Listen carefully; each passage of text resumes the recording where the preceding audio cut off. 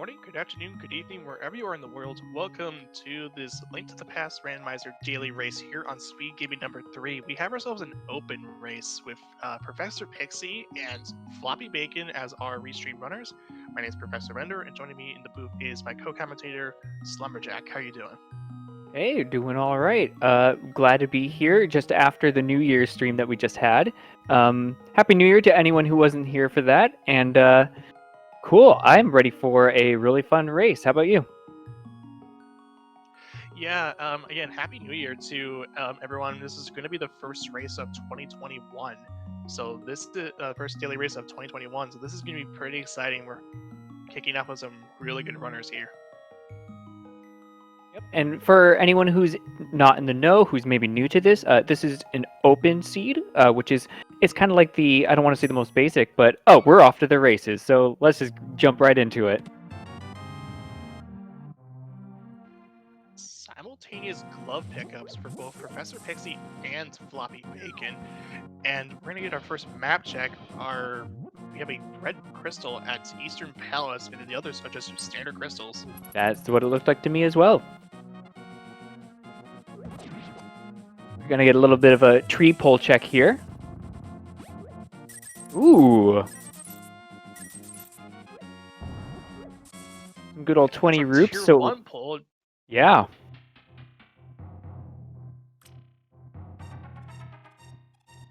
So we'll potentially see our runners farming that a little bit when they get around to doing the crab up in the upper left.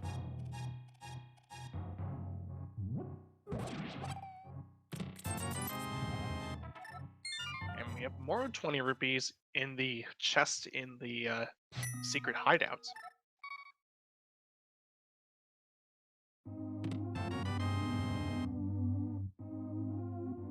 Just a key in the sanctuary. Dark Cross Key and Sanctuary.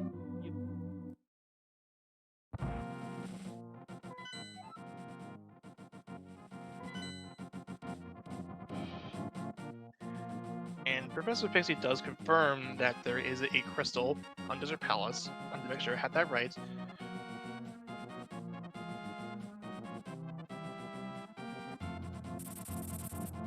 I should also mention, while we're not doing any checks at the moment, Link to the Past Ken is our tracker for today. So thank you very much to him for putting in the time and work. It's often an unsung hero kind of job. So thank you very much, Link to the Past Ken. We also get bombs from out of the hoarder. That's always a nice sign.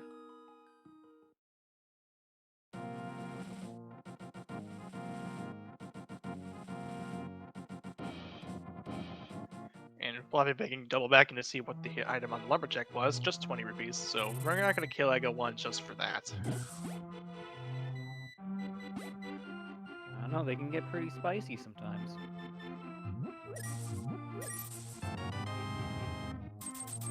Get a 50 rupees out of the mushroom spot. And Floppy Bacon's opting to get more bombs from out of the hoarder, considering that they do drop bombs. Nice early bottle, which will make routing in Kakariko a little smoother so they don't have to backtrack to Sick Kid later on in the seed. Yeah, finding bottles pretty early does let you do pretty much clear up almost the entirety of Kakariko, save for the mushroom, or not the mushroom, the powder down there towards the east side. Yep, the magic bat. Yep. So Professor Pixie is going to head over into Kakariko. She can find quite a lot of things here.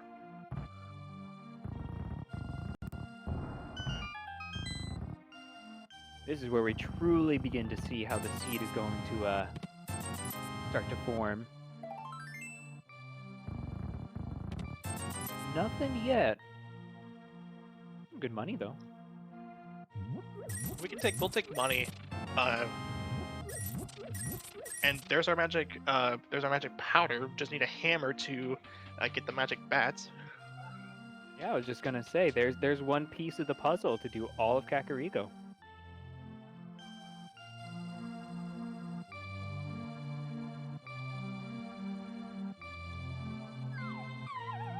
What do we got in the well?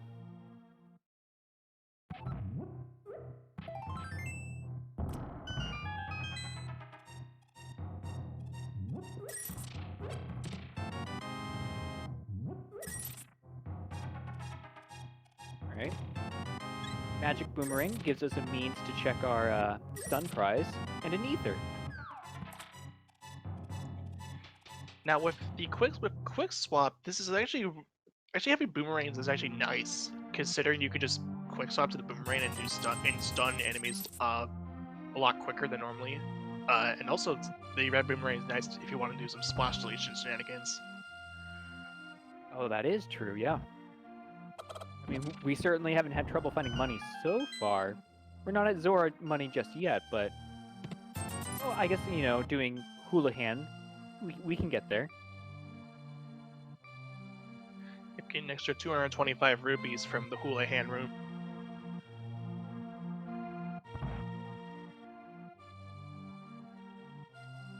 Alright, Sick Kid, what do you got for us today? Oh!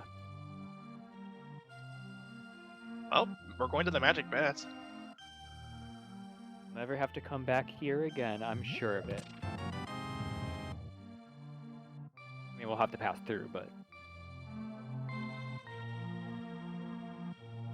All the checks have been taken care of.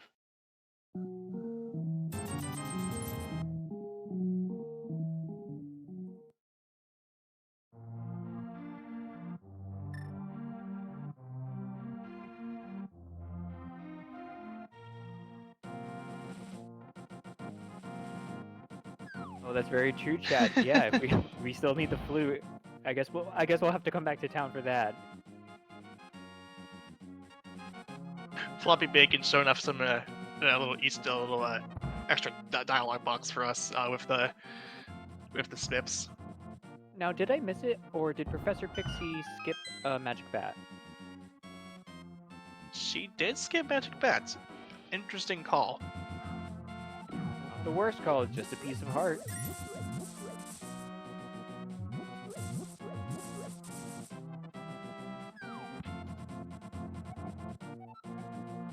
There's a sword. And this was a blind check too. Normally I would probably just look at the item first and then just get out, but she does get her blind check does pay off getting a sword there. Now, how often do you like to do the blind check? As of late, really, I haven't really been doing it a whole lot, mostly just so I can play more of aggression. I never do it. I'm too lazy.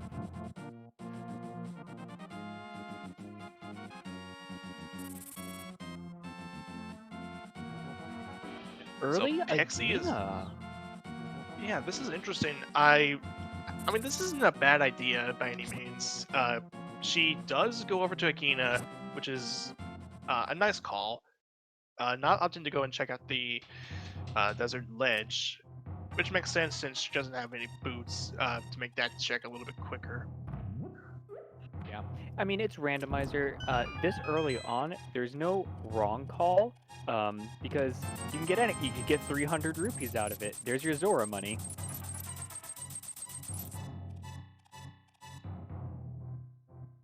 You know, that could have been Moon Pearl. Case. Yeah, well, in Pixie's case, she doesn't. She still needs a bit more rupees, but if Floppy Bacon does head over to Gina's cave, that will be Zora money.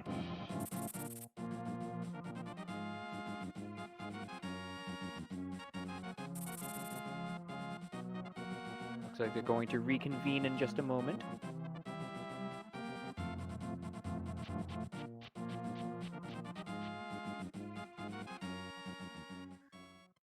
So Floppy's going to check the sunken treasure first, while Pixie is opting to go and look at the floodgate chest by itself. It didn't have magic.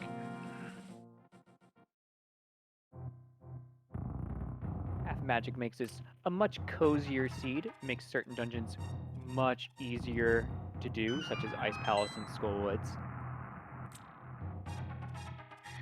And early half magic is nice too, just in general. because you get a refill right out of the gate. You also get and we also have, since we have our ether, we can actually take care of the mini Moldorms in one go just by just using our ether medallion to defeat them.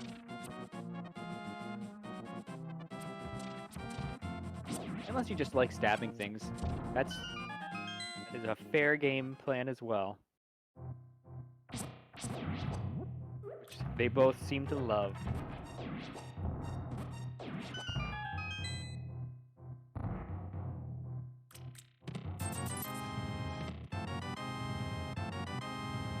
Oh hey, Eastern Palace. Yep, because that was the lamp and the bow. That pretty much makes Eastern Palace all in logic. Yeah, I kind of like Floppy's play of just going immediately, oh hey, Eastern Palace, and off they go.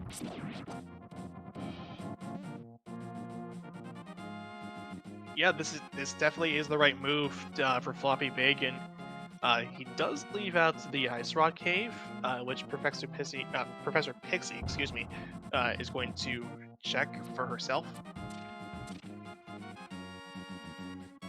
Yeah, and again, not the wrong call. It's a gamble.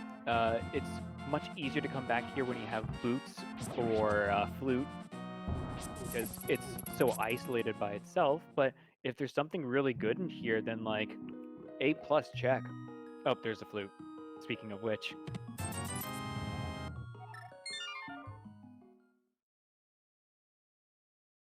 So Pixie gets 20 rupees out of Ice Rod Cave. So Floppy Bacon should be okay if he doesn't go back. Oh yes, and there was a shovel also in there. Saha's closet.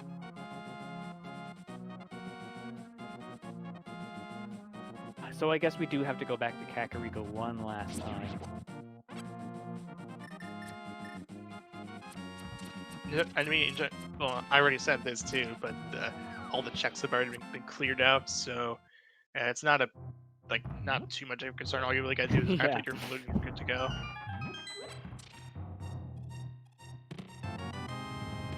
Ooh, that's always a wonderful find to get early. Cane of Samaria. Mm-hmm. Like, it's not immediately useful because you really only need it for Misery Mire or Turtle Rock, but it's a nice peace of mind item to have, because now you know you can route things like Swamp Palace or Ice Palace a lot quicker when it comes time to do them. And especially Ice Palace, consider we do have Icebreaker available to our runners.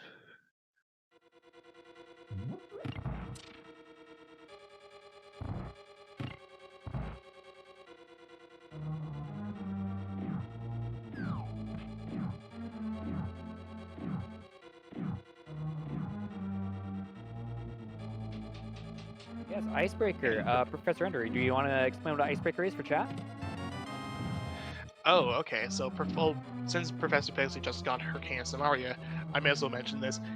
This is something that we like to call a door state extension, where you're tricking the game into essentially extending the door state where you can push in a certain direction based on what based on where you're are on the door. So if it's a door from that goes left to right, up or down will push you out of the door. By tricking the game into thinking that you're in a door and doing by just having the Cane of Samaria, something blocking like the Cane of Samaria, you can clip through walls and stuff. Yeah. Both of our runners, I'm pretty sure, know how to do it. But yeah, Cane of Samaria is the Cane of Glitches, and when it comes down to it, the very layman's terms of it is you're going to see them push a block down, and they're just going to walk through a wall. The pushing animation, and it's really cool when you see it. And we almost definitely will, assuming Ice Palace isn't a pendant dungeon.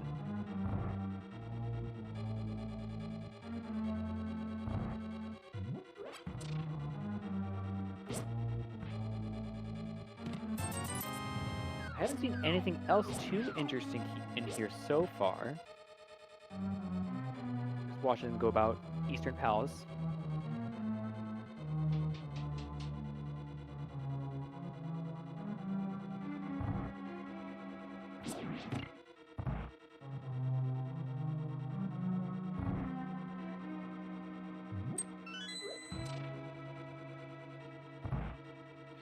But yeah, the thing is, the icebreaker definitely is nice because it cuts down a lot of time on icebreaker, and it definitely makes the dungeon a lot more tolerable than it was prior, where you had to use an ice palace bomb jump. And it was probably one of the most important tricks to learn prior to icebreaker being discovered.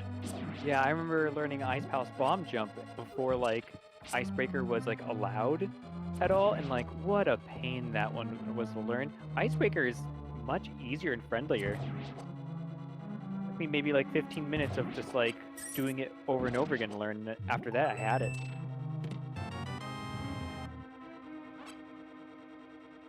If you enjoy speedrunning and haven't had a chance to learn that one, really, it's really easy. You can just look up a video online and have it ready to go in your repertoire in about 15-20 minutes.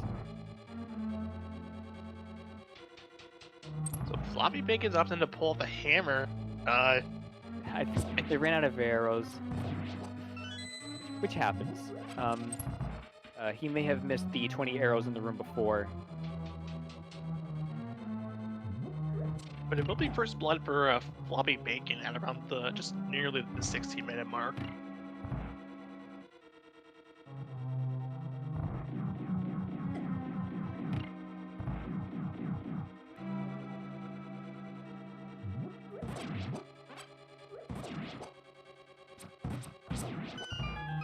All right, Floppy, where are you going?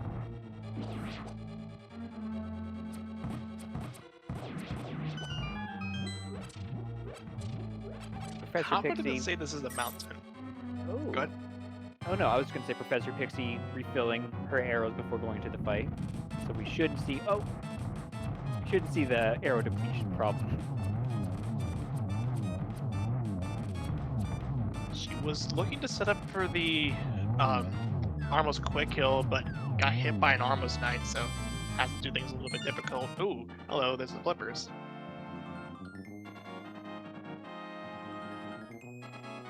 Just put a couple things into logic. Zora was already in logic because we have the gloves, but that does put Waterfall and Hobo into logic as well.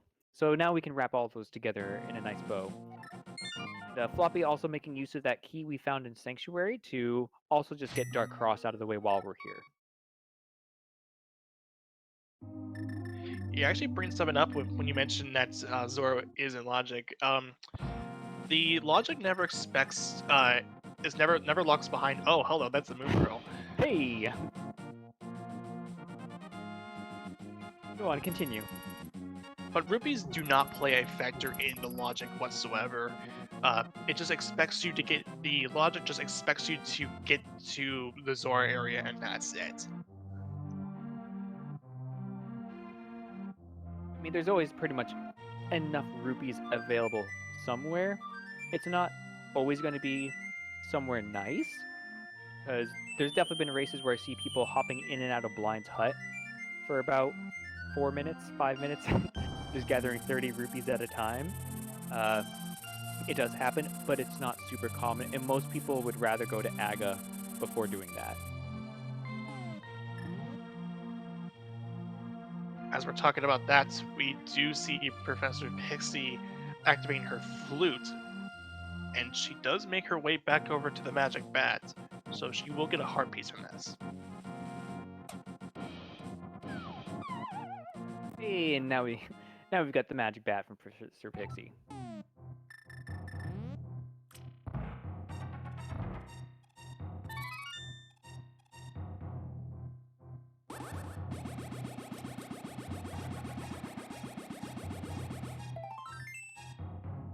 Floppy hasn't been to desert area yet, so it'll be curious to see if they go to mountain or desert.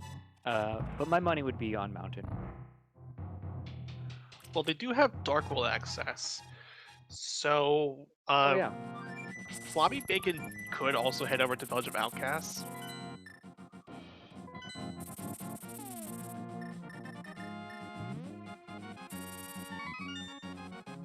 to seeing 4. Okay, that also works too. We're seeing a mushroom turn-in from Professor Pixie. Ooh. As some other commentators like to call it literacy. There's our Dark World map check. There's a red crystal at Thieves Town. We have a pendant on Turtle Rock. Excuse me. I believe I saw a green pendant on Swamp, and I also saw another pendant on Ice Palace. I was watching where Professor Pixie was going, which is desert, which is both a crystal and, as our tracker is pointing out, you can clear pretty much all. Well, depends if we need boots or not. We're gonna find out if we can actually beat desert.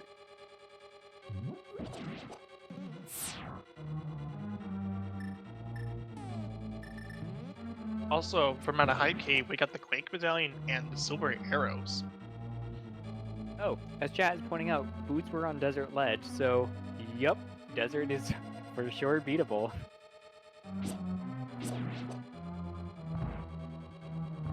Which is nice. You don't have to rely on the boots, having the boots anywhere close by if the desert were to be boots locked.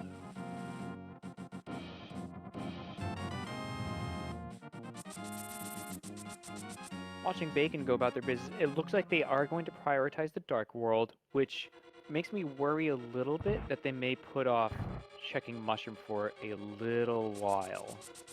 It would definitely point them towards getting those boots. And especially considering, too, that that's our only way of getting into desert.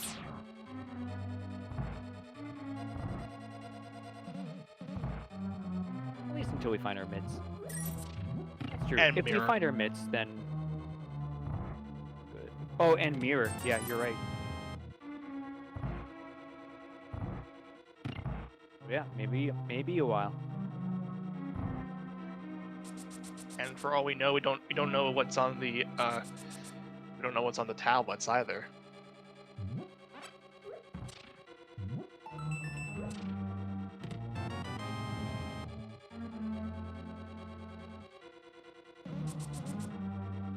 Okay, we're gonna see Floppy Bacon go into Thieves Town. It'll be our first Dark World dungeon that we're going to be going into.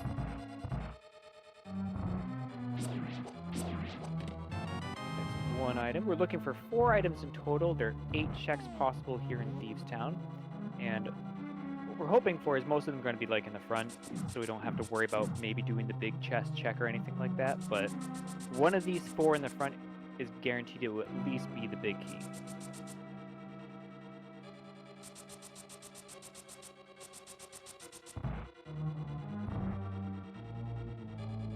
Chat, already wondering what's going to be on the pedestal. Disappointment for you or for the runners?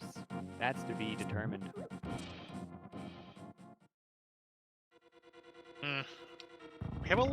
We have quite a number of things on pedestal.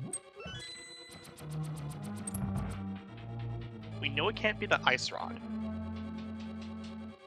We know it can't be the hook shot. Mirror.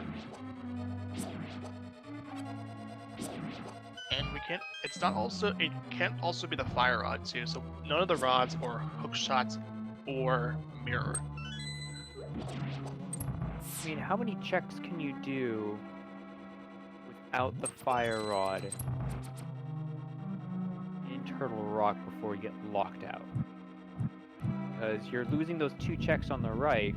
You can get those 2 first small keys, potentially. Who knows? We're about to see a Landmo fight, so let's not worry about that for now.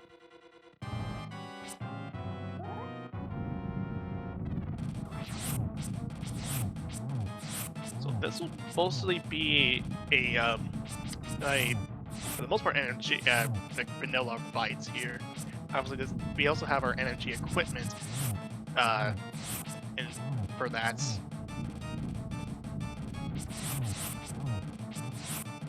Now, did I miss a silver pickup from Professor Pixie at some point? Okay, She has yeah. not been to the Dark World yet.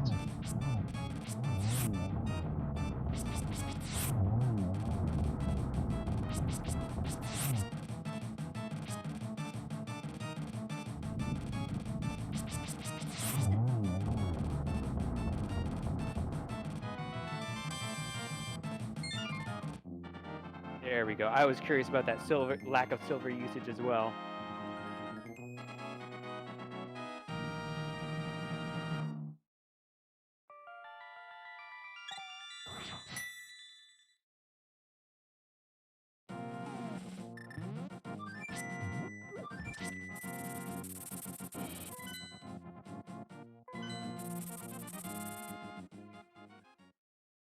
Okay, we're gonna see a mountain climb.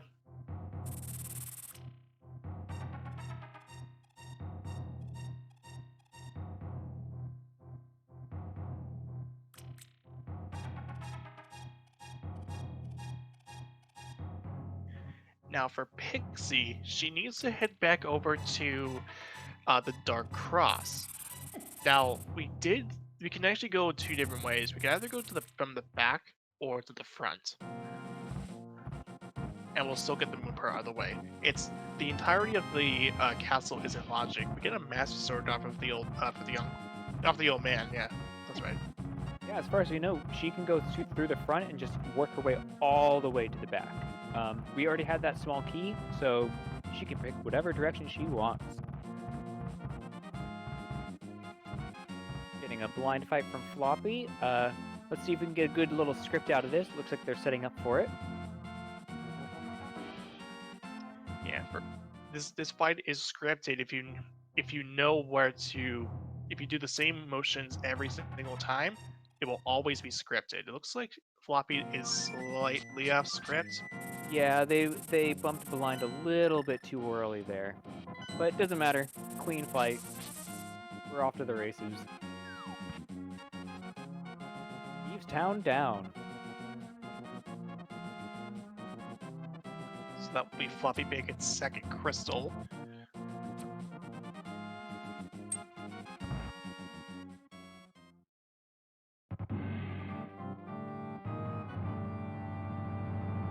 We're gonna get our first look at Hyrule Castle here. Or at least the front of it.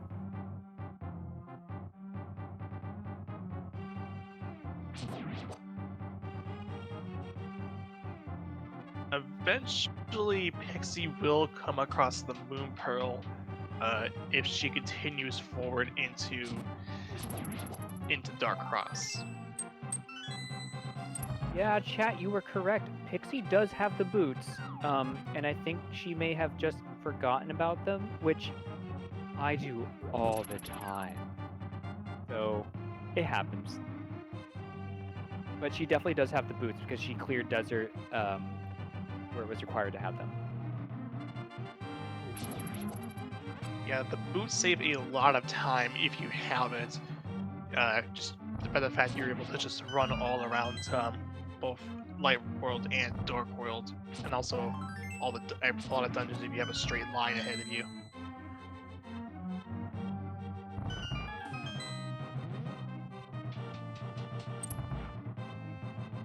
Got on Shovel Game.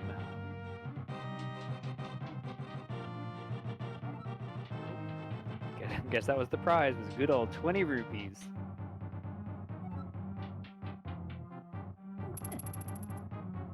Okay, both runners at this point having master swords from different locations. Goes on out of Thieves Town, right? Mm-hmm. That's nice. And Professor Pixie opts to take a Death Warp.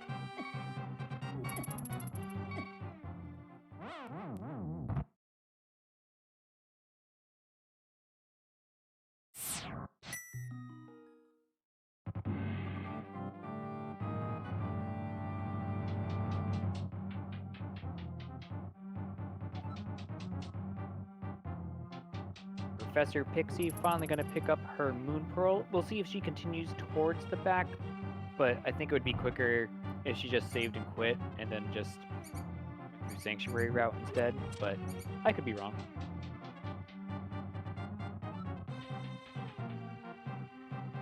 Wow, we have an early big bomb check coming from Floppy here. Only 29 minutes in. Yeah, that turned out to be Thieves. Yeah, Thieves' Town was our red crystal, so that this is right.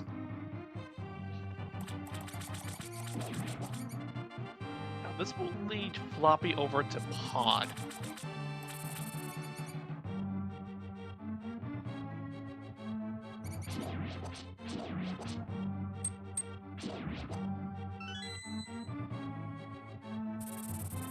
Just 20 rupees on the Pyramid Ledge.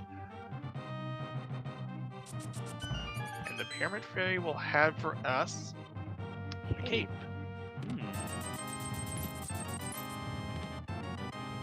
So that does open up the Spike Cave. Yeah, Spike Cave, and I don't think... Did we check out what Bumper Cave Ledge was yet, or no? I can't imagine we did. I don't think we did. Yeah. I think Floppy gunned straight for Thieves' Town and then South Dark World.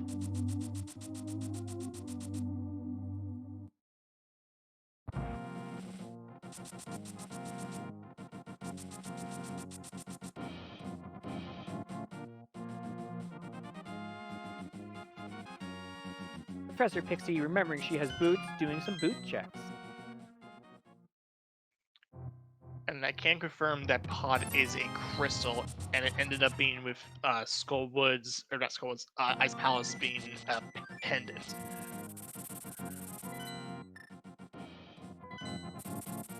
So this route's really nice for Floppy.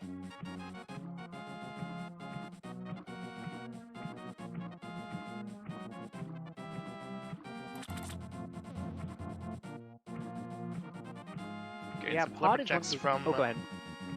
Oh, I was gonna say, Pixie is going to do some flipper checks, and that will lead over to Zora.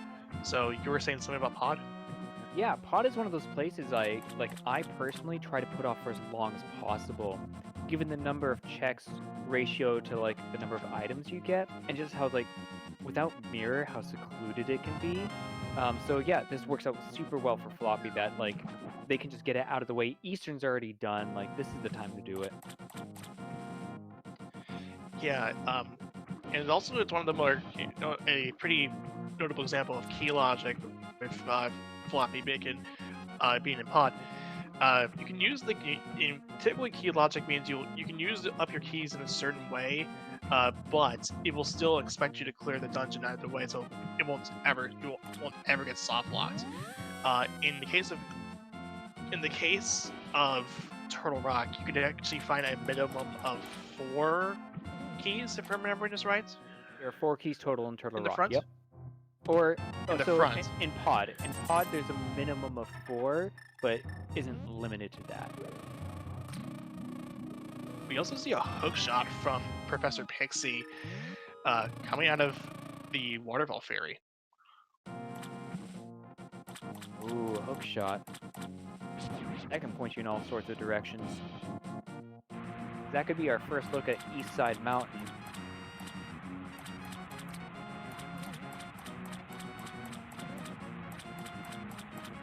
And we're just a mirror away from a potential Swamp Palace dip, although I don't think either of our runners want to do that right now.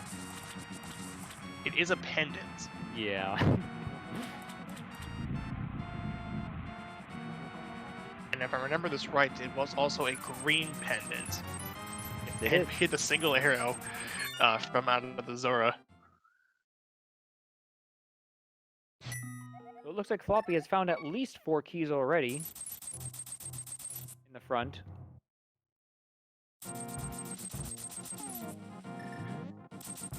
Yeah, you can find a minimum of 4 keys. I've seen keys go up to 5, and I've also seen cases where you can find all 6 keys at the front, no matter what. Although it's pretty rare to see that. Yeah, and having an understanding as a runner of how the key logic works becomes super important in other modes such as like key sanity, where having a certain number of keys put certain chests in the dungeon into logic. So you have, for example, the big key chest or harmless hellway in the back. Those are always going to be locked logically unless there are 6 keys available somewhere in the world to you at that time.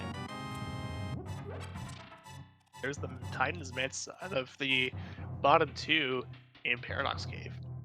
Very good place to find them because now Professor Pixie can just drop on down and then continue back up. Well, she'll probably do a combination of Hera or Spiral Cave before dropping down to do the Dark Death Mountain checks. But now she can route them all in together, especially since she has the hook shot.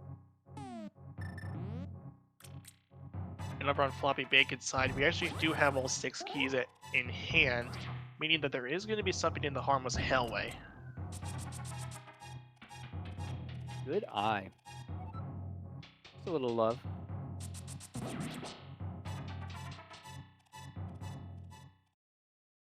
Generally, my rule of thumb when it comes to recognizing whether or not there's an item in the harmless hellway is if I have 3 keys after I come out of the dark basement, then I know there's something out of Yep. there's something in harmless hellway. Yeah, I do something very similar to that. Yeah. But that is a surefire way to know, yeah, I have to go into harmless hellway. It's not the worst if you make a mistake and like check it on accident, like it's what, like 5 seconds to hop in and hop out or something like that, but oh, a fire rod. From the ether tablets.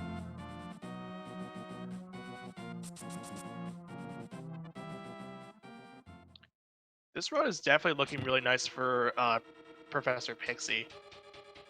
Yeah, I'm looking at like what they have to do and what's left for them, and we're getting close to them being able to do like whatever they want because Mit's Samaria lamp, that gives them Misery Mire if it's ether tablet or ether to unlock it. Turtle Rock is edging ever so closely with just an ice rod somewhere in the distance. Hopefully this doesn't become an ice rod hunt.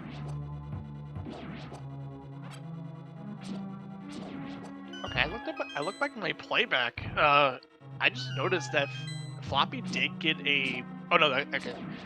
That was a hard container, and it wasn't the same card, so it didn't. He actually bombed himself. So okay, never mind. I thought it was something crazy where he opted to actually end up skipping the refill. Oh.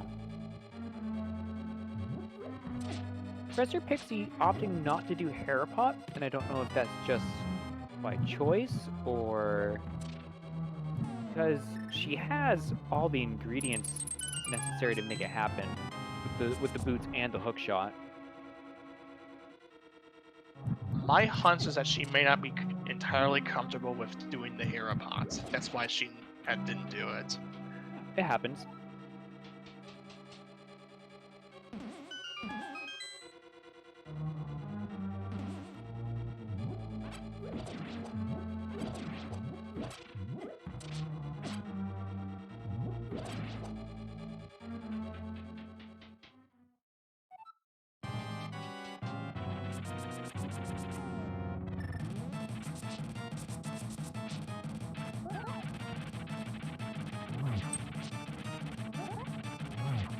So this will be a Moldorm fight, just 3 spins with the Master Sword and you'll be good to go. As Moldorm goes down, we've got King Helmasaur on the other side with Floppy. 17 hits to the face with the hammer, and then probably just a single arrow to the face. Definitely a single arrow to the crystal. And boop! He's gone. Oh, did we just get a mirror off of Moldorm? That was actually I believe that was a and I saw a heart piece on Moldorm.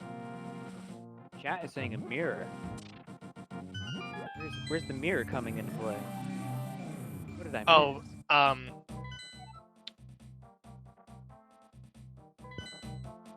Oh, so it actually turns out that Scream Pen's on Ice Palace, not Swamp. Oh, okay. it was pretty quick. So,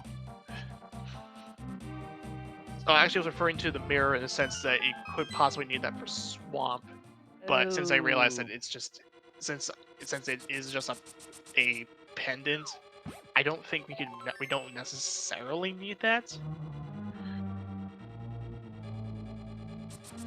It does look like we've hit the point in the race where they are starting to cover each other's tracks, so we're going to be seeing a lot of similar checks coming from both of these runners. Professor Pixie, did you not do Dark Death Mountain or Spiral Cave? Is all that skipped? Ooh, that could turn out to be pretty spicy in the end. I don't know about you, but I hate climbing the mountain over and over again. I'd want to get that all done right here and now.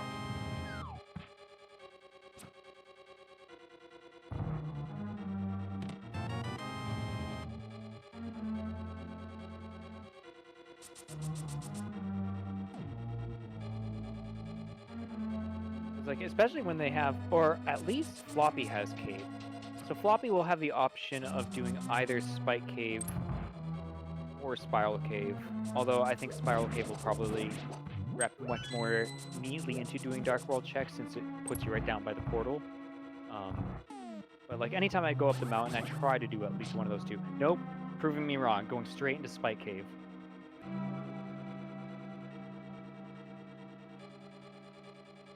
They'll just save and quit and just start from the bottom of the mountain again.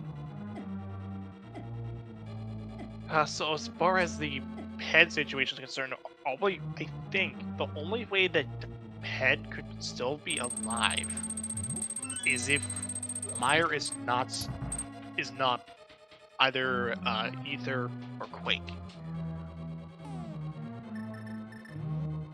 and also if Turtle Rock is not the same medallion as Meyer, which in this case would be Bombos. Yeah. Yeah, I think you're right.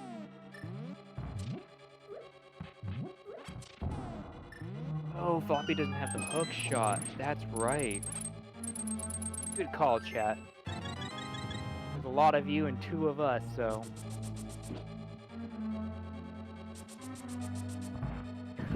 Bombos, Meyer, and Ped.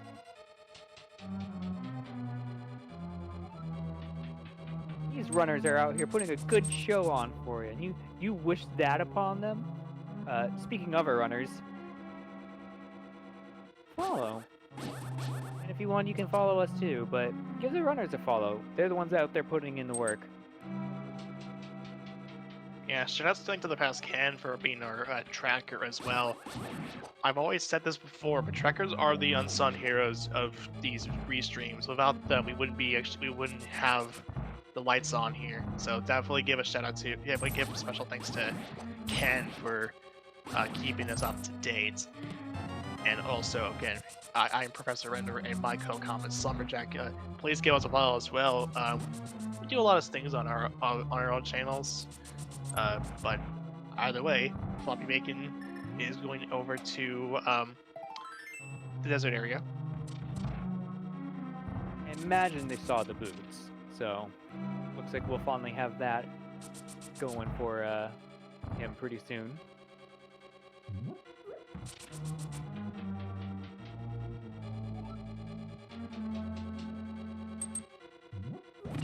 So if you're Professor Pixie, you're hoping to see the ice rod, and hoping that you still have Meyer. If Meyer is Ether. I think I don't know if okay. Also, yeah, that's right. Professor Pixie has not went over to Hype Cave because she just doesn't have her Quake and Silver Arrows. I'm actually surprised Professor Pixie hasn't been over to Meyer area yet, because like once you get Flute and Mitz, like that's a really good like quick easy checks and like a good bit of information to have, so you know when to go over there. And a spicy blind fight, but she pulls through. Yeah, cutting it a little bit close there. If she had died, she wouldn't have access to the script. And also, I think it looks like she also ended up having a little bit of trouble with the script as well.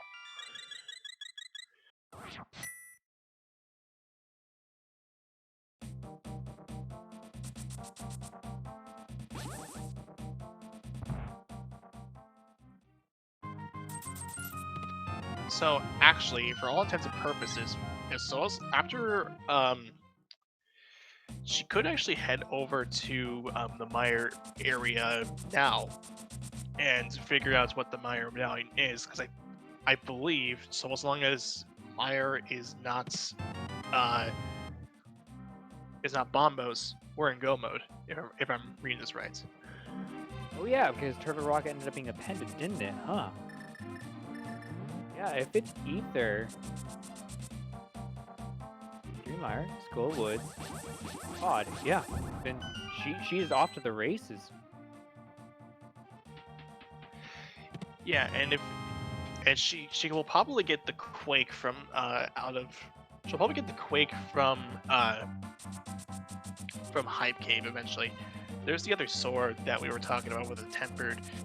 That was actually out of the brewery. Good eye catching that. Floppy finally getting his boots.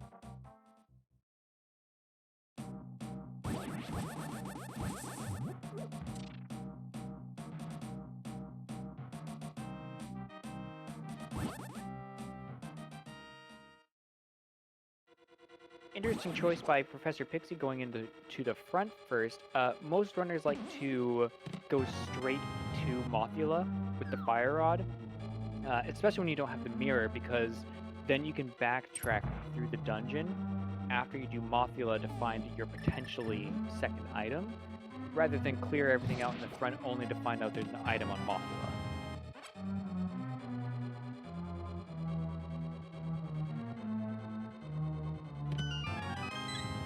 But there's one item, so maybe she'll find the second and just go straight to Mothula from there.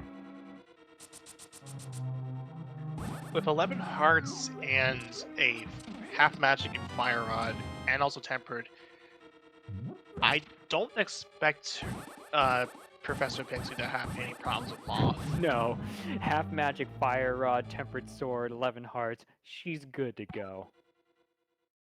She's actually opting to take the Wallmaster instead of having to burn the key on the door in Pinball Room. Yeah, she went for the first grab and just missed it by a hair, so yeah, she just camped out waiting for that second one. Saving that key does make routing the back end of it a little bit quicker, so not a bad call at all.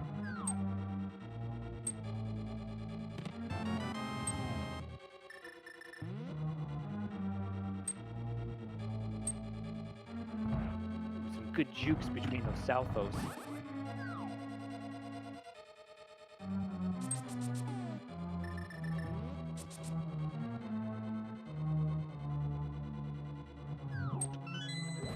We're going to see another Lambo fight, this time with silver arrows.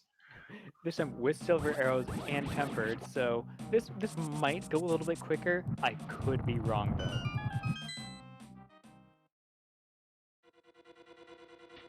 I could still be wrong. Okay, no, we're fine.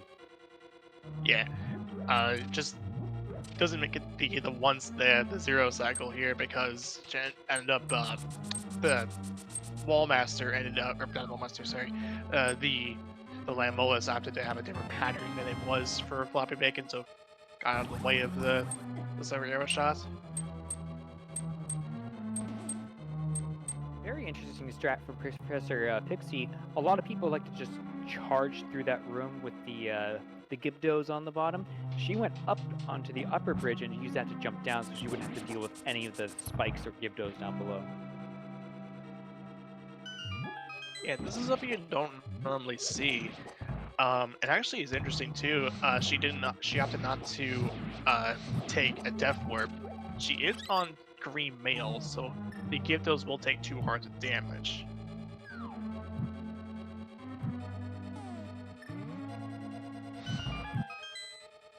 Both of these runners, to answer chat, I believe are both quite experienced. They know what they're doing.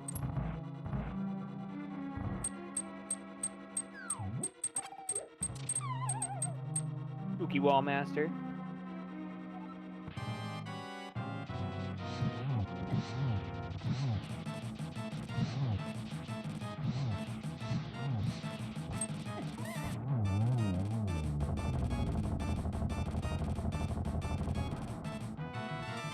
There's our hook shot for Floppy. Floppy's got a lot of more options available to them now.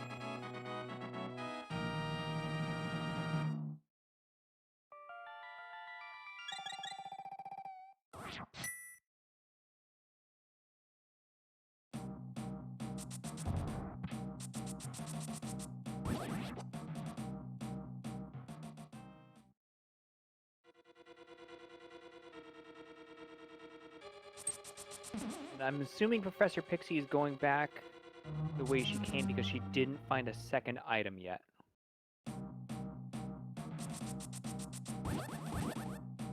She gets the big key and that's what she's checking out now? My hunch is that, yeah, this is the case. She's heading out. Is she maybe going to... She did Thieves Tunnel. Oh, she hasn't done South Dark World yet, has she? No, she never went to Okay. Hive Cave. Yep.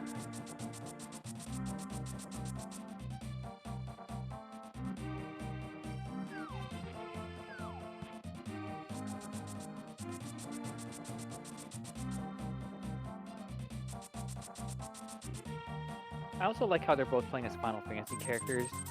It's not relevant to like the game we're actually watching right now, but like, I appreciate it. Yes, Professor Pixie actually had to look this up. She's playing a Squall from Final Fantasy VIII. And Floppy is good old Shadow from Final Fantasy VI. Good old emo boy. I guess they're both emo in their own ways, when you think about it. Ooh. Yeah, we have a...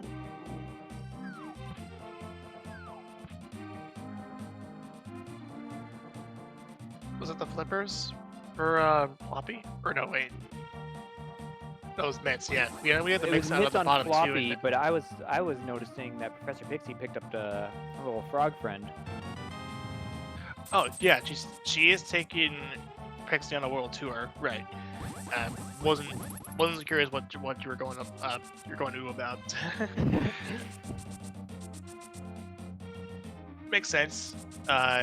She doesn't have the mirror, and the only does make it best quick. way.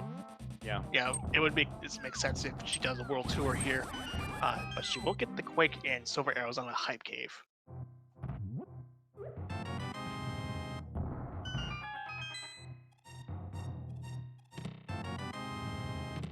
Meanwhile, Floppy will be getting the Fire Rod.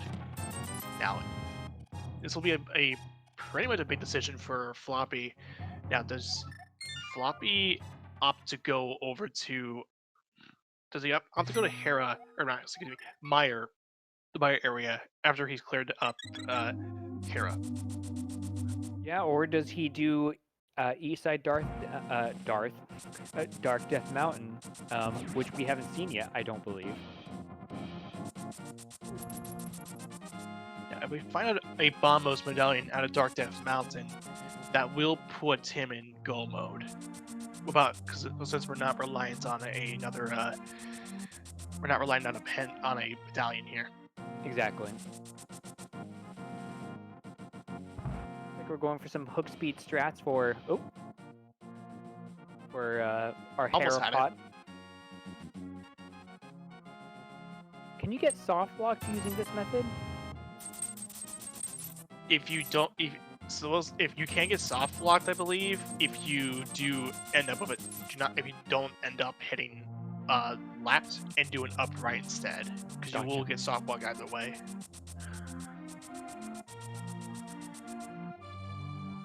Because it seemed like they almost had it, and then I was like, oh no, and then they were fine. So for Floppy, this is going to be a a one and done for Moldorm. Just a spin and a slash, and you're good to go.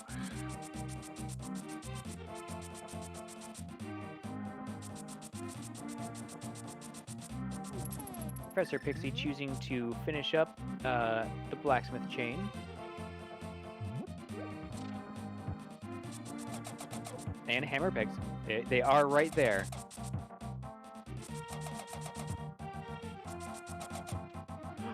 We're finally getting our Meyer check, aren't we?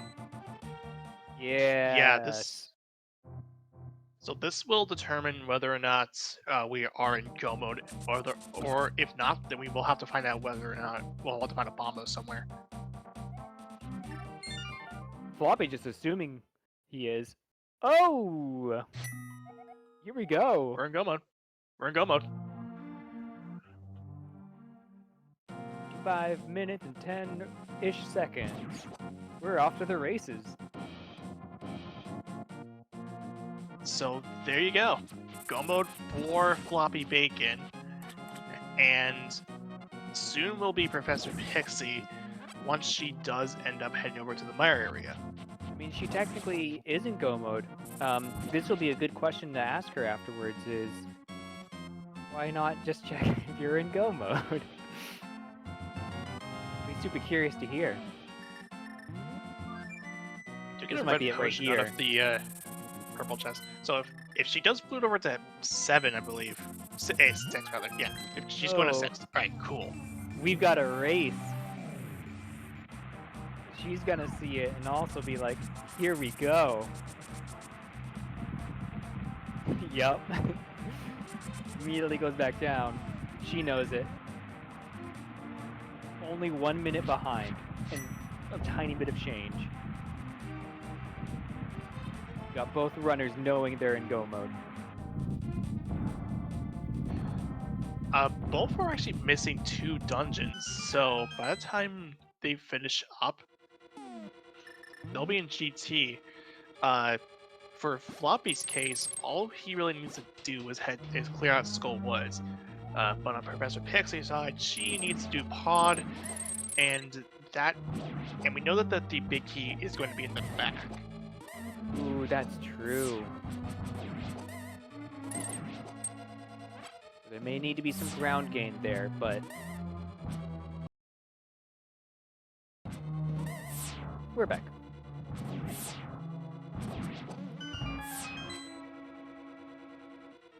Chat asking, is mirror required for swamp? It is indeed. Doesn't matter the mode, could be inverted.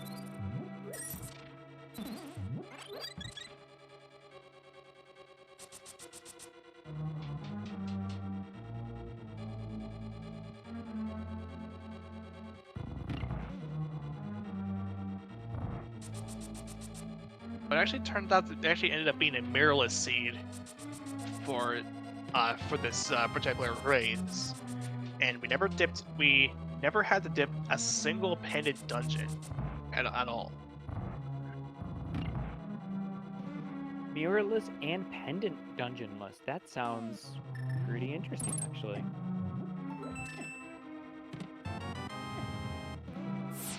There's one of the 2 items out of Misery Mire. Not that we're looking for any, but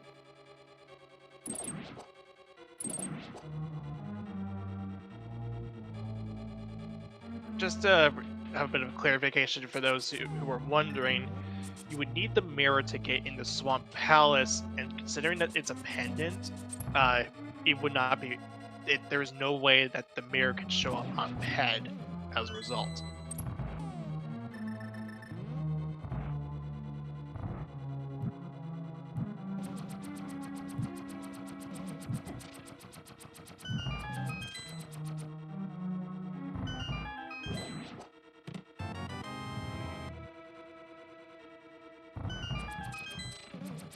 beatable, sure, but this isn't beatable.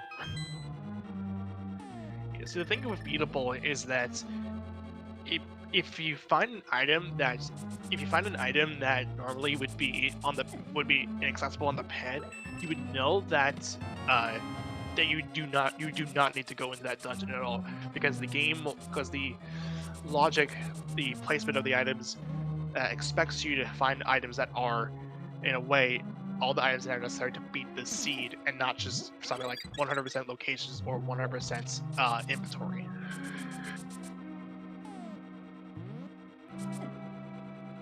See back there making some good use of anti-fairy knowledge. Sprinkling some powder on a skull to get a fairy out of it.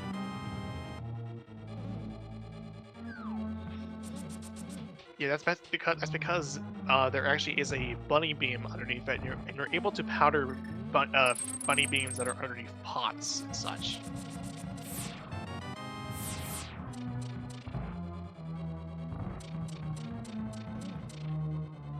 Now, by extension, if both Floppy and Pixie opted to set it up, they would actually they would actually break their spooky state.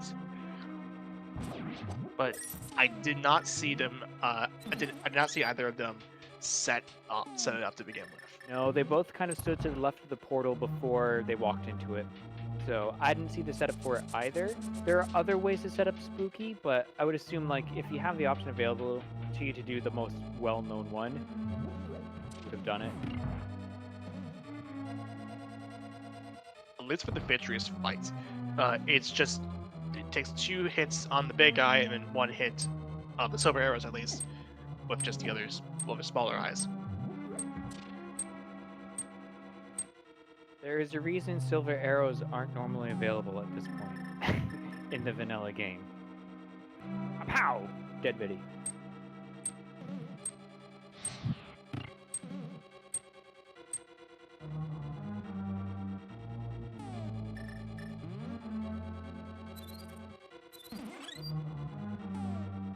Right, because Meyer ends up being the 6th dungeon, and typically the red crystals end up being ones from out of ice and mire. Mm-hmm.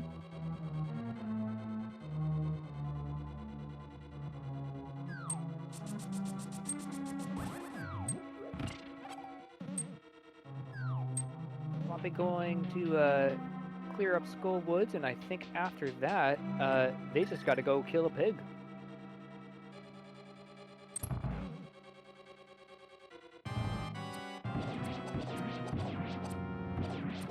Oh yeah, you were right. Professor Pixie does have a little bit of ground to make up because of where that big key is located in Pod. But it's not insurmountable.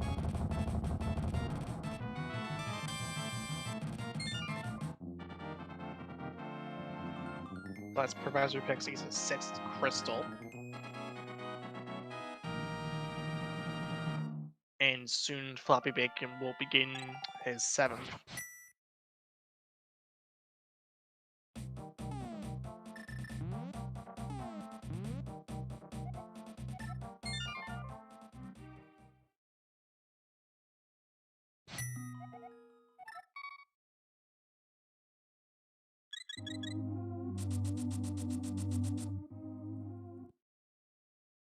So, Floppy Bacon's really glad that he's going to be doing this dungeon very quickly, because Skull Woods in general is a pretty quick dungeon. You don't really need to get the big key to clear up Moth. Just need a sword and just a fire rod, and you're good. Yep, and then you can just cruise right on to the back. A few other dungeons like that for, again, those in chat who maybe are new to speedrunning Zelda. There's a few dungeons. You just don't need the big key at all. You don't need it for Skull Woods. You don't need it for Swamp Palace. You don't need it for Ice Palace. You can just cruise through all of those if you're in go mode. If you were playing randomizer, of course. In the vanilla game, yeah. So that is going to be Floppy Bacon's 7th and final crystal. We're going into GT soon. There are going to be 21 chests and a torch to make up a total of 22 possible locations where the big key does end up being for Gainus Tower. From 1 to 22, get your guesses in chat where you think the big key might be. I'm going to put you on the spot. Where do you think the big key is going to be? It's going to be number 4. I'm going to stick with 7. Stick with 7. Is that like a favorite of yours? No particular reason, really. Just 7. That's what I'm feeling like today. Floppy Bacon opting to go the Dark World route up the mountain. I've heard this is actually a little bit quicker if you are really efficient with your quick swap routing. So in this next room that Floppy's going into, if you're able to efficiently switch between Hookshot here and the Mirror... Oh, he doesn't have Mirror. So this is probably a little bit slower than going up the Light World option. It's but still he's able like to do but he does do the hookshot clip in here, so that does help. Ignoring those checks. We don't need you.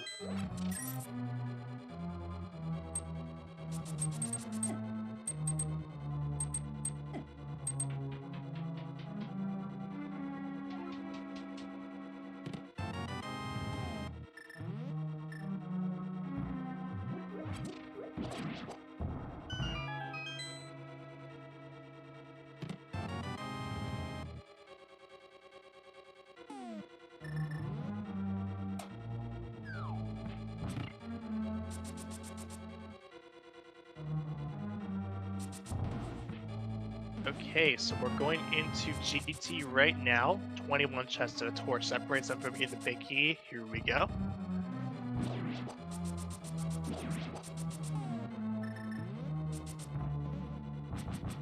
Going to the right side first into Hope Room. Number 1 is a key. Number 2 is 5 rubies. We're going full rides. My personal favorite route. I think a lot of people statistically like doing what I believe is Dark Magician. I think that's the one that is most likely going to give you the optimal, like, if you were to run it through a parser like 100 times, like, it's gonna give you the big key the fastest. But like, I personally like this one. It's just straightforward. Just go for it. With randomizer, you can't really like make these kind of predictions with GT routing. There's a lot of different routes you can take. Some people like to go Hope Room and left. That's my preferred route of choice. Some people like to go full left. Some people like to go full rights. Some people like to do any of the magician routes. I mean, I had a race the other day where I went to, I felt so behind. I went to Hope Room, didn't get a small key, and then pivoted to Dark Magician so I could go back to the right side. So yeah, there are so many different ways you can run this dungeon. Lobby up and take it down for it, because without that mirror, we cannot do anything about this. We're actually on number 6 now. Number 7 is the compass.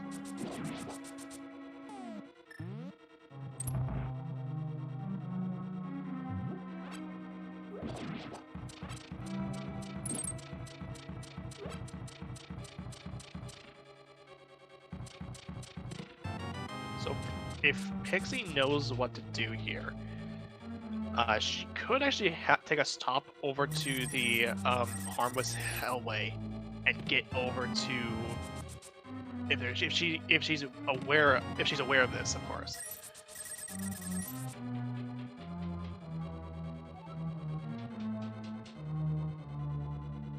Yep, looks like she is. I might grab this just in Okay, case it gets something super useful, but yep, off she goes. All right, that is the right call. And there's our big key. I didn't keep track of what that was, and I know that we were at 7, 8, 9, 10, 11, 12.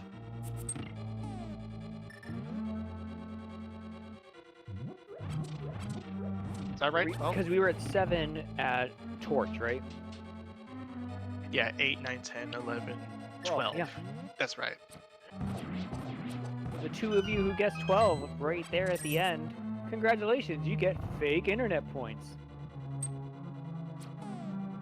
You're on Burgundy and the Gremlin.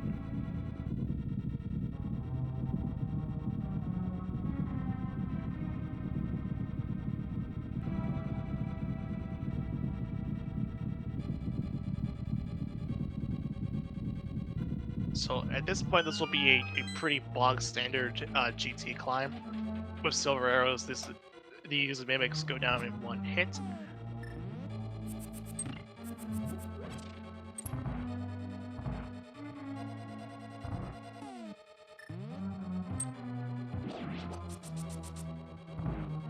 clean dash through those spikes right there. But maybe forgot something. Clean dash number He 2. said the switch. Oh. Not the cape. Okay. Cape is a little spooky to see someone switch to because it doesn't immediately activate. You'll sometimes there's see a runners get delay. cheesed by it. Yeah. Definitely smart to take the safeties here, Floppy. This is a smart decision. You can get 2 fairies here. Eat those fairies. No. Yours for the taking.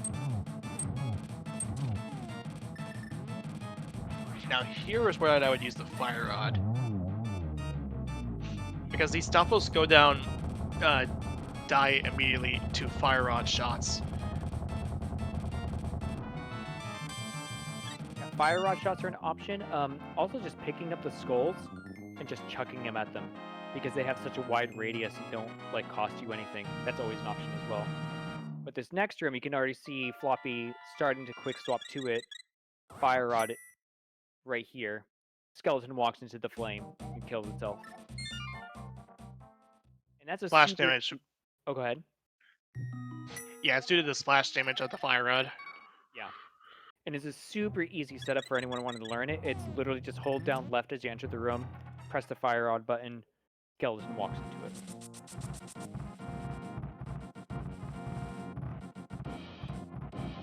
Professor Pixie is off the GT. She will begin the big key. Now, if she does go full left, she will get the big key earlier than what Floppy Bacon had done, where he went up over a full left, or full right, excuse me, rather than full left. Also opting to go up the dark Death Mountain way. It makes sense considering considering that it's our only way up the mountain currently.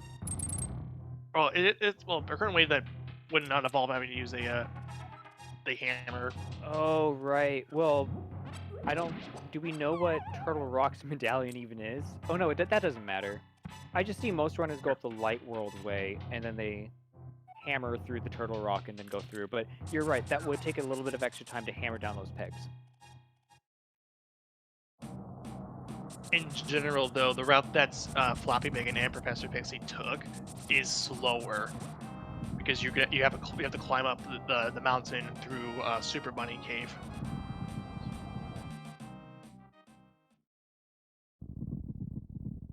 To chat, our runners are both in go mode. I mean, they're in Ganon's tower, so they have done everything they need to do. Our tracker is doing a fantastic job, but sometimes the software tracker itself just doesn't play nice, and we kind of have to remind it that a runner has done something. And and Floppy's gonna take a look at Moldorm's last possessions, just 20 rupees as a result.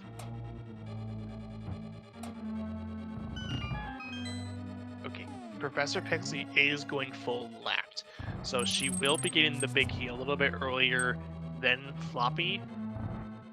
Assuming she doesn't opt for Dark Magician. Yes. Oh no, she's going full left. She's killing the skellies. Okay, cool. So...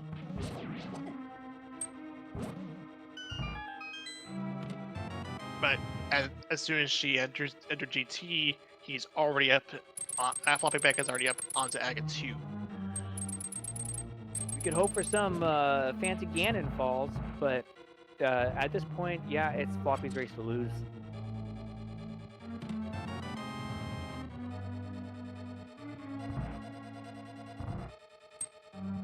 There's the big key for Professor Pixie.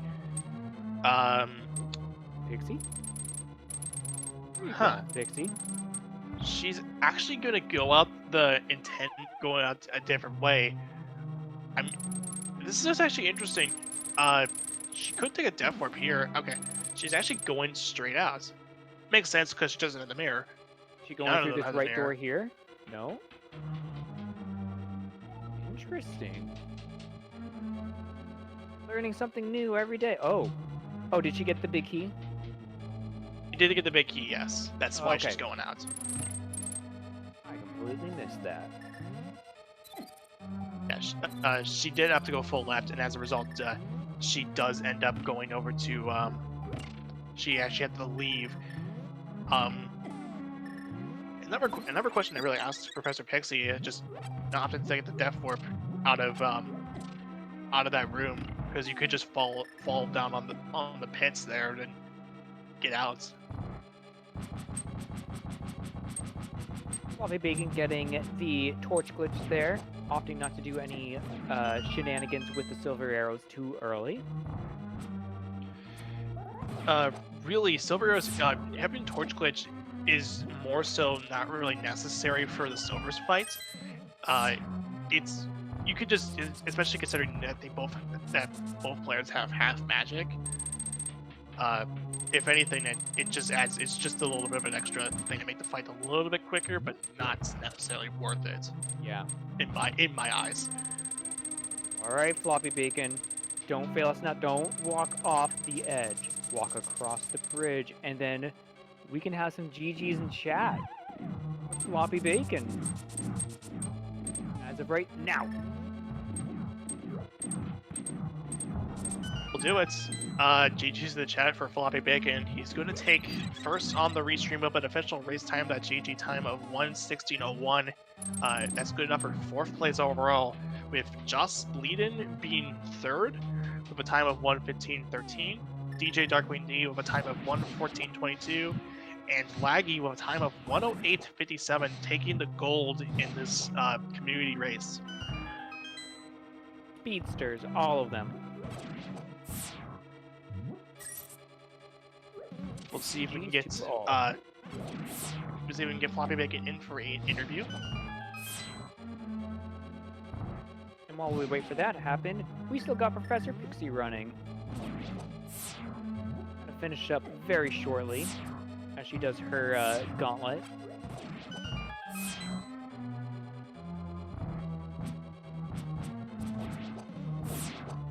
So this seed in general was very nice. In a way, it actually ends up being a jet seed just because of the fact that we didn't have to go into any penny dungeons, and we actually had all of our items right at the very start of the game. Just looking at all we were looking for at the very end was just seeing what Myra's medallion was, and stars lined up, and it just ended up being quick.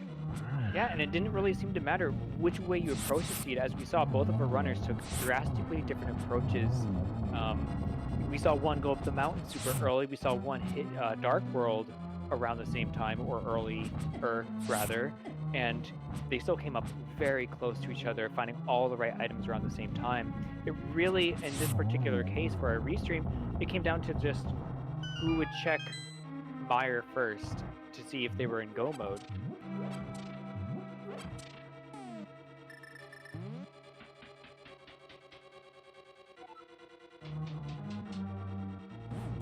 I do say that this actually is a community race. We have 9 other participants. We have 9 participants in total, and we still have 5 others, including Professor Pixie, still racing.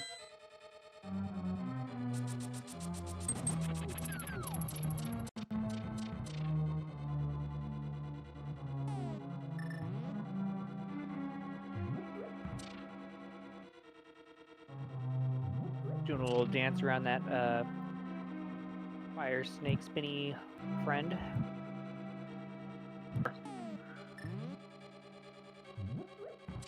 My hunch is she's opting to take this a little bit safer.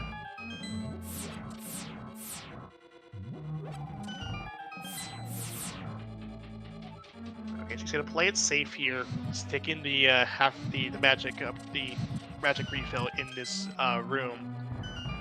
Now, if you go up the stairs while the jingle goes off at the same time, you actually despawn all the sprites in Ganon's tower, and that means you would have to just do a complete reset of the dungeon in order to at least continue. and that's something I haven't seen in quite a while, admittedly. Yeah, I haven't seen it in quite a while, and let's be serious. I know you guys all love watching our runners run and play a Link to the Past randomizer for you, but we don't want to watch that much more.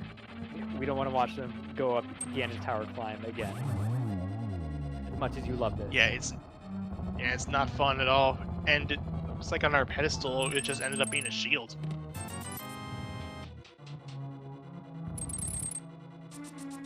And Pixie also gonna plunder Moldorm's last possessions. They never did find a single shield, did they, huh?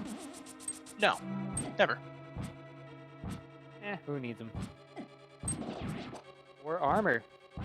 Good call, Tracker. Tracker Ken. Yeah, there was no armor upgrades or shield upgrades. It goes to show how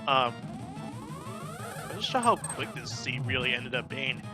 In a way, Professor Pixie is going to end up with actually NMG health and equipment.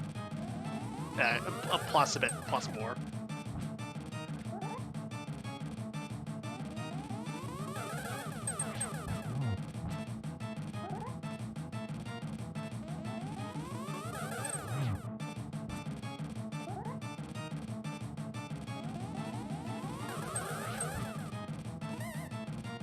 One of those ag cycles there.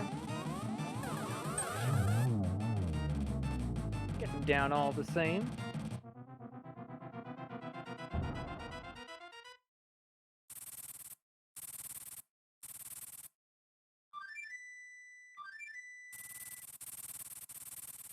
And we're off to see our second dead pig on tonight's restream.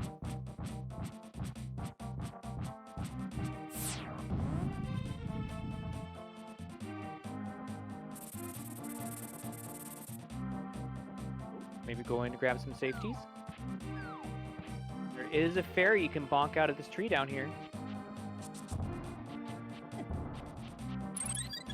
There it is. Yeah, good game knowledge. That good game knowledge.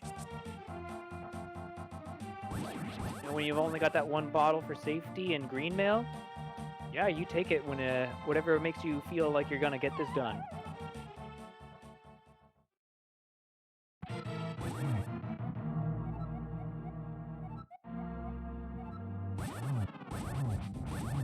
Interesting bug facts coming from Ganon.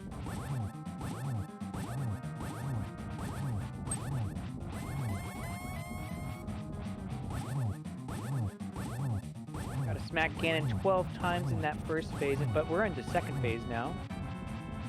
As soon as Ganon raised his trident to spin it around.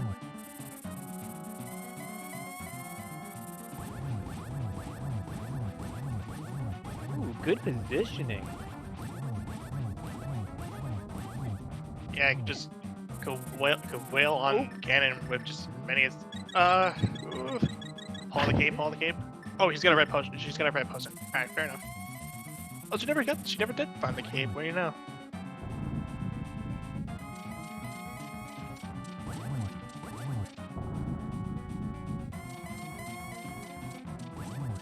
It seems like she's opting, as opposed to Floppy, to start with the silver arrows rather than setting up the torch glitch right away.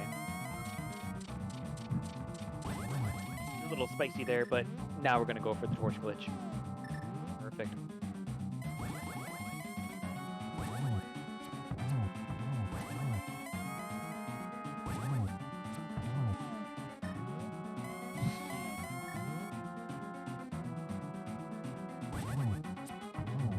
And there we have it. Unless Professor Pixie falls victim to the hardest thing in the game, crossing this 3x1 bridge, get your GGs in chat. The other way around, but still. GG's in the chat for Professor Pixie. Gonna end up second on our restream with an official race time, that GG time of 1:24:04 in 5th place overall. Just behind Floppy Pig. Well run, the both of you. I know Floppy never hopped into interview chat, but that's well run. Oh, there you are. Bobby will be joining us soon. Seems like.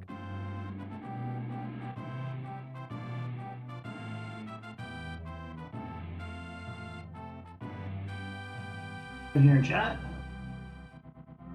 Hello, Floppy Bacon. GG's, well run.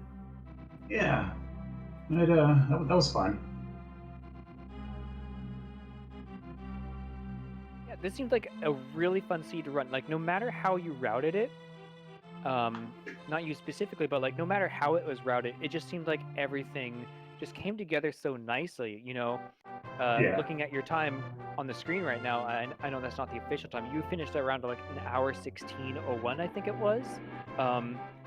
Those seeds are always so was I fun to choppy? play. Was my Yeah. stream all laggy for you guys? Not You're that fine. I noticed. Okay, good. Sometimes it is. You're perfectly no, fine. I agree. Like every turn you made, it looked like you were getting some kind of progress. But the flippers came up really early, and I saw that swamp and ice were both pendants, and I knew the logic wanted to do something with it, but I kept waiting and waiting because I went Zora money before I went and did that, and it just turns out that. Oh, Hello, Professor Pixie. GG's. hello! Oh, wow. That was so fast! That was a jet seed. Yeah. Let me, hang on. So, yeah, it's interesting. It's interesting how you actually routed this. As soon as you got the big key, what was your thought process behind actually leaving through the way you came, all the way up to the top, all the start to climb, since you had no other way to use the mirror? I didn't have the mirror. Oh, you could actually opt to just take a fall, like in that room, in the fire snake room, or death. Just take a death work that way. Hang on. I had 2 death wards in Ganon's tower. Yeah, we did see that. Yeah, because you went right side first. I think Yeah. I think it was mostly because I was already so high health that, like, taking the fall at that point would have probably taken too long. It was an in-the-moment decision. This race is going so fast that, like, how can I get back to the front the quickest? You know, I'm just gonna hook shot my way back to the front. Yeah. It was That's pretty fair much enough. that. Did anyone find an armor upgrade? Nope. Neither of you ever found an armor upgrade. Neither of you ever found a shield. It looks like. Nope. I think I forget where I think I saw a shield, but just skipped it because I mean, who cares? I don't think I ever even saw a shield. If you look at Professor Pixie's stream right now, it is right there On pedestal. Wait, what? Yep, it ended up being on pedestal. There was a Yeah. shield on the pedestal. Yeah. If we saw another one, it's very possible, and we just missed it because, like, we don't really care about shields, but there was one of them. I'm just glad I actually... See, I'm just glad I actually did Smith Chain because Silverless would have taken a lot longer.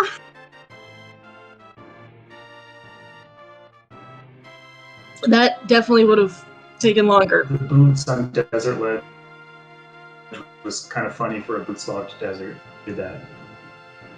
Yeah, I was It's hilarious. on stream. I was like, oh, well, they're going to go check out Desert. We don't know if it's actually beatable. And then chat called me out. They're like, Slumberjack boots were right there on Desert Ledge. I'm like, oh, well, I guess they're beating it now.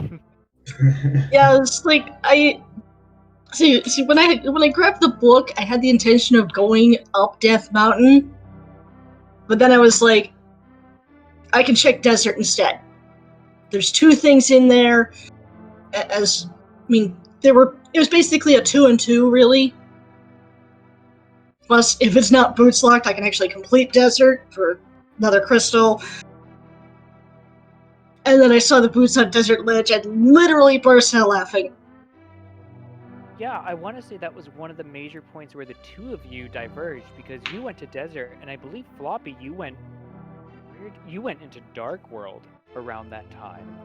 Did you have any reason for wanting to do Dark World? Because I believe, other than the I don't think Desert was most accessible, do you just have a preference for doing Dark World early, or? I don't think I had the. I didn't have the book for a while, so I didn't do Desert because I couldn't get in it. Where was the book? I forget. I kind of got the book like kind of midway in the seed. Okay, that would do it. So I think I did the book after Palace of Darkness.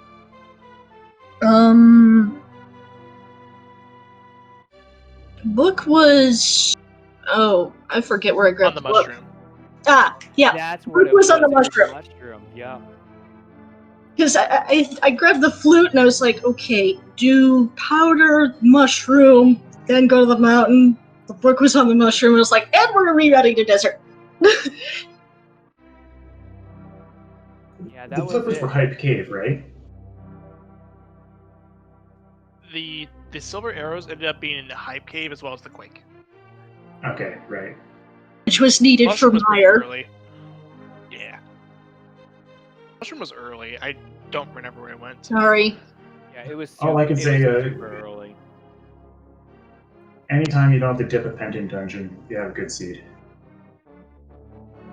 Yeah, you didn't have to go into a single pendant dungeon, which is really nice. Oh, that is always nice, especially. I didn't have access to a pendant dungeon for the longest time, until I was practically go mode. Especially when those pendant dungeons are Swamp Palace, which takes a hot minute to even get into, and Turtle Rock. Like, if you can avoid those two, clutch. If I consider it a good seed if I can avoid Turtle Rock. Same.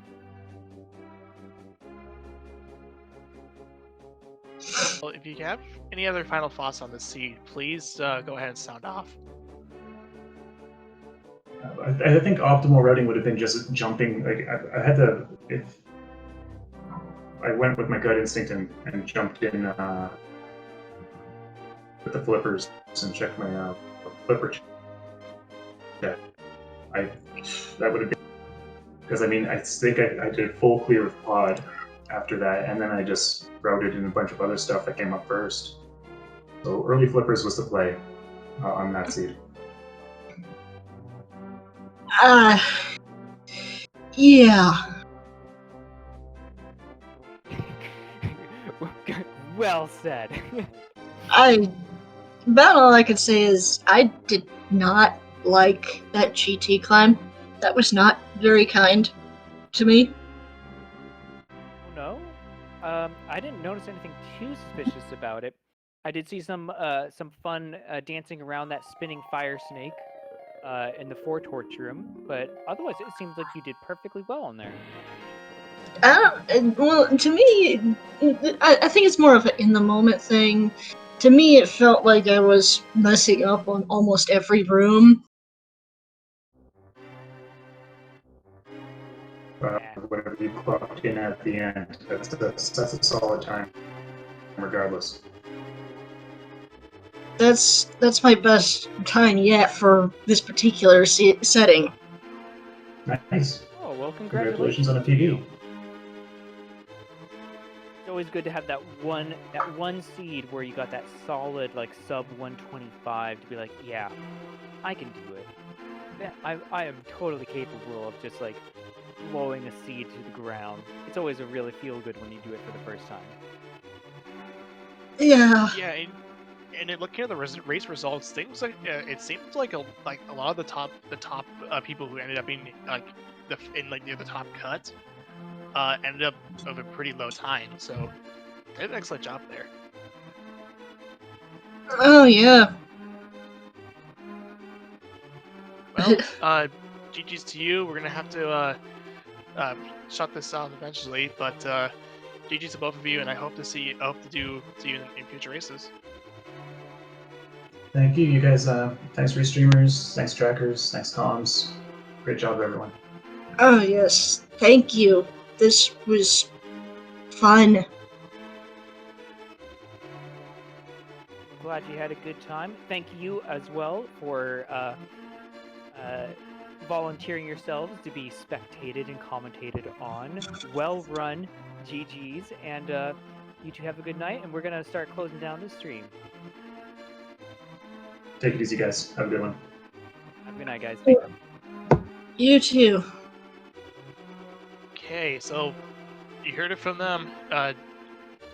Please give a good shout out to our race streamers here. We have Floppy Bacon and Professor Pixie on board here. Definitely give them a follow. They definitely deserve it after such an incredible run here. Also give shout out to our crew. We had Link to the Past Ken doing our tracking. Again, unsung heroes. Very well done for Ken.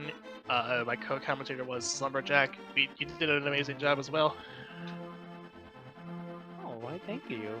And yes, and thank you for stepping up and co-commentating with me tonight.